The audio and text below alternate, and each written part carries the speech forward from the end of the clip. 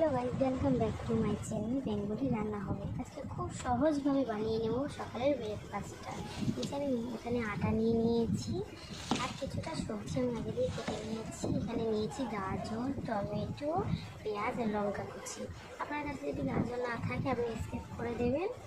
আমি এখানে আটার মধ্যে হালকা লবণ দিয়ে নিয়েছি, স্বাদ মতো লবণ। এটা আমি যেগুলো আমি আগে দিয়ে কেটে রেখেছিলাম এগুলো সব মিক্স করে নিয়েছি। মিক্স করার পরে এর মধ্যে দিয়ে দেবো অল্প সোডা। যদি না থাকে তাহলে আপনারা ডিম দিয়ে দেবেন। ডিম দিলে খুব ভালো, খুব নরম আর খুব সুন্দর লাগে খেতে।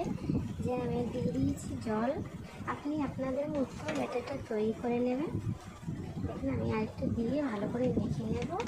মেখে এর মধ্যে হালকা অ্যাড করে দেবেন কিন্তু সোডা না থাকলে আপনারা ডিম অ্যাড করবেন। দিয়ে ভালো করে ব্যাটারটা তৈরি করে নেবেন।